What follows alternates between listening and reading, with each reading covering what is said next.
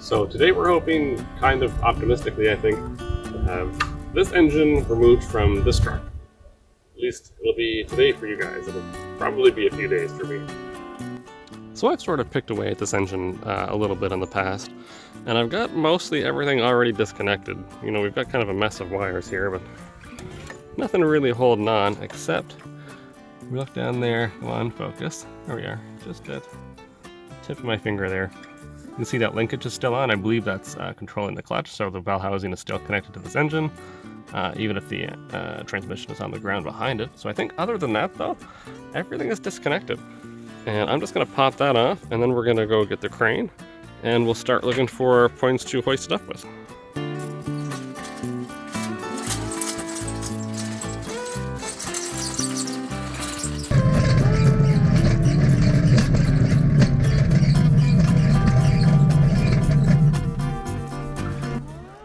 Sorry if it's a little hard to see, but I got that linkage cut free.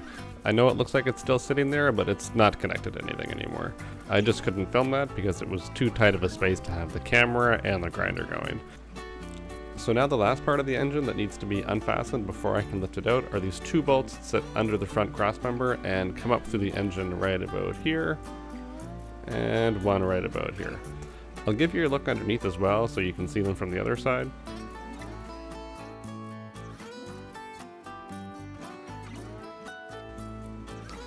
They look a little crusty, but I think they should spin right out, even just with the little impactor.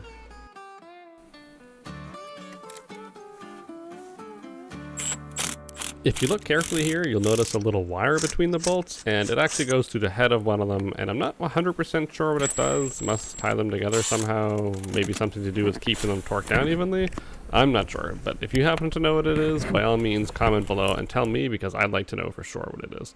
Anyway, the bolts came out of there, so there's no problem, and I'm not too worried about it.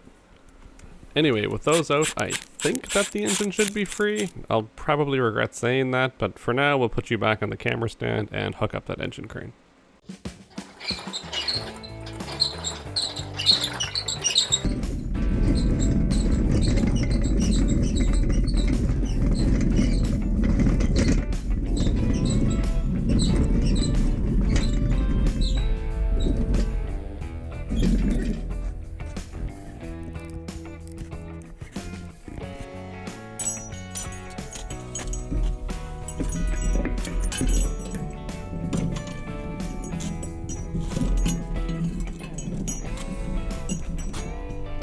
So I think I'm gonna put my brackets probably there, and one more on the back. May only have room for 3 here. And then whichever one is on the outside, I think it's him. There's a single bolt on the other side of the engine that's not anything, and I think 3 points is probably all I need. Now, I also checked the weight of this engine, fully loaded with alternator, fuel, everything, not fuel, oil and everything. It's only 800 pounds, and the furthest out setting of my crane, just the weakest setting, is good for about 1,200 pounds, so this should be no problem. I normally use either hand tools or a little impactor for things. It's not very often when I come across a bolt like this one, whereby it was too much for my little impactor to handle. Actually loose.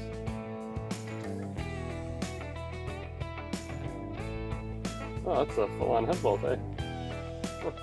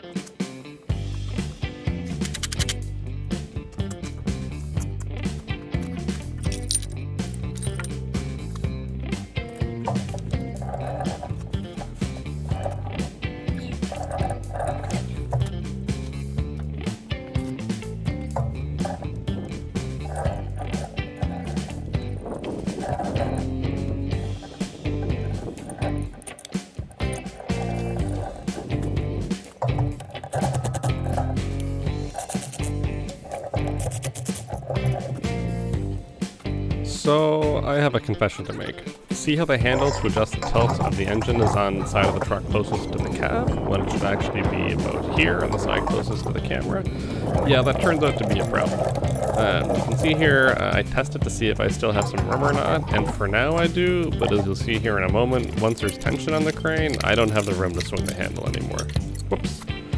Later on, and I'm pretty sure off camera, I actually end up taking it off and switching it around the proper way.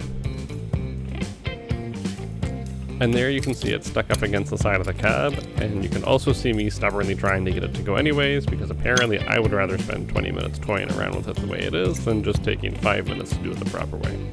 Oh well, lesson learned, I guess.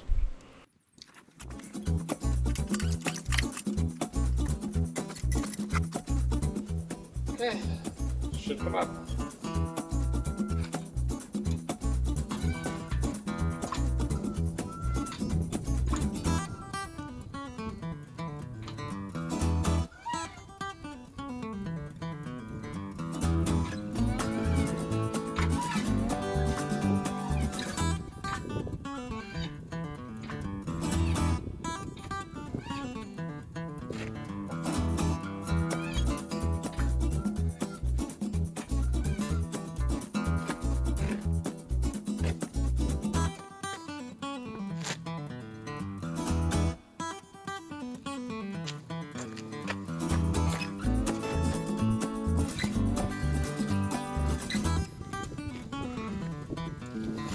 That's good, she's free in the front now.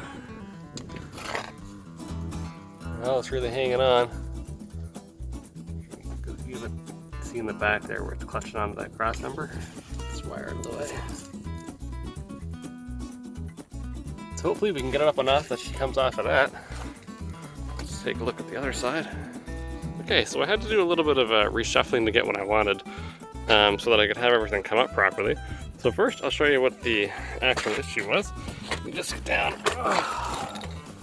under the truck. I knew this would be an issue before I started, but you see right here. So this whole area, this whole cross member here, flips or sits up underneath of the tail end of that bell housing adapter there. See, it's up there now. So before he was sat right down flush, and when I was lifting the engine up, the front of the engine up that way was coming up, but the back of the engine here wasn't really moving. So I had a jack stand. I was going to try and prop it up, but I don't like that. That's a little bit dodgy. So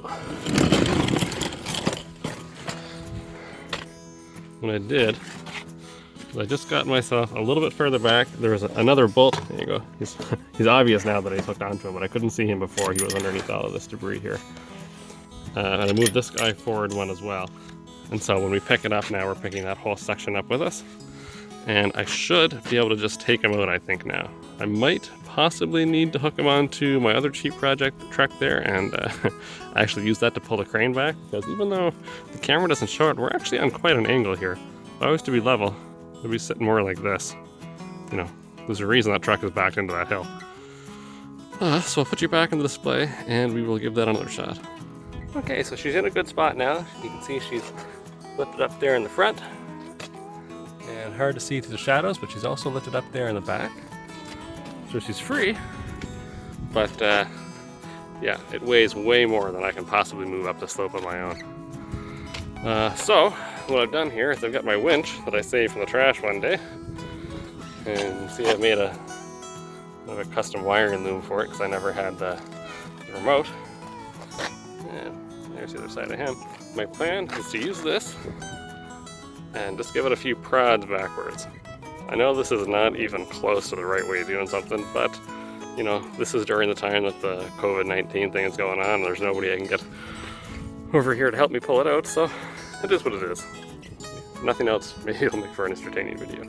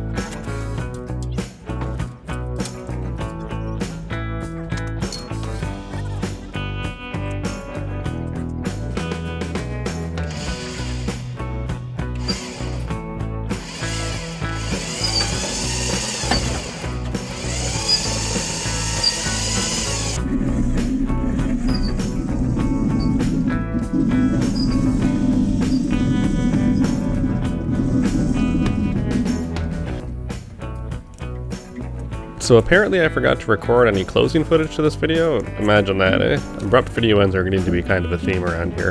But anyway, the engine is out now, and honestly, it went a lot better than I thought. I got it out in just the one afternoon on my own, and since I've shot this, I've already taken off some of the good parts to give away, and I've scrapped the rest of the broken block. I also think that I might have found a replacement motor as well. It's a Chevy big block that comes with a 5-speed transmission and a PTO, and I hope to pick that up in a week or so and get it running. It's been out of the truck and not running for a couple of years, so we'll see how that goes. There'll hopefully be a video on that sometime in the future as well.